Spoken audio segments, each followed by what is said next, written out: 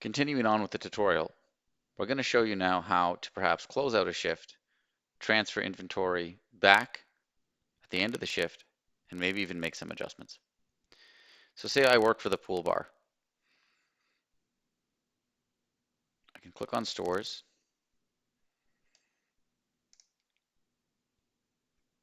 And I know that I have this much left.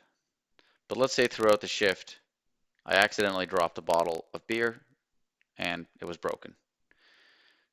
So you can enter shrinkage here. 1, create. Now there's 20 and it will record that as shrinkage. And say there needs to be an adjustment to the tequila because, pour sizes are not entirely accurate. So say actually, there's a bit of an over pour. So really it's actually more like 1300 milliliters left. So you can do a recount and you can just say 1300 is the new quantity and it will create the recount transaction for you and adjust the inventory level to 1300. That would be then shown in inventory adjustments.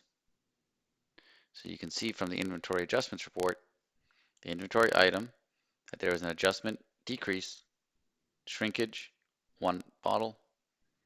This one from a decrease from a recount, 100 milliliters.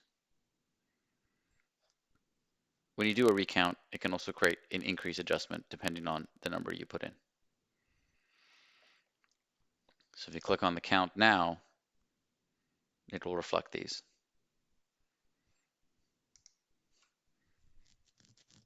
And again, if you expand it, you will now see these adjustments.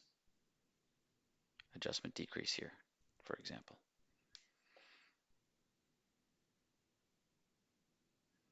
And another adjustment decrease here, the 100 milliliters.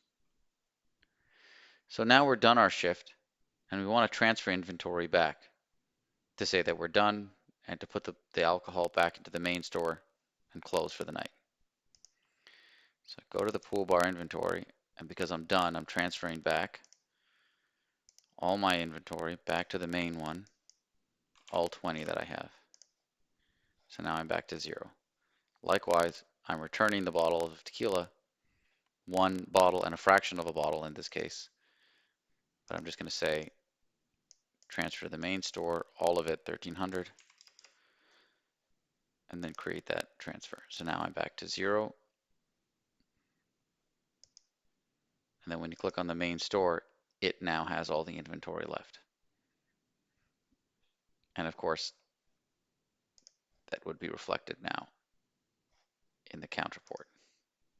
Keep in mind, you can always use this button to download various reports into Excel format. The inventory count, transaction summary, and so on. So in the transaction summary now, for example, if we just go back and say, show us everything, now you can see everything. Transfers, depletions, restocks, adjustments.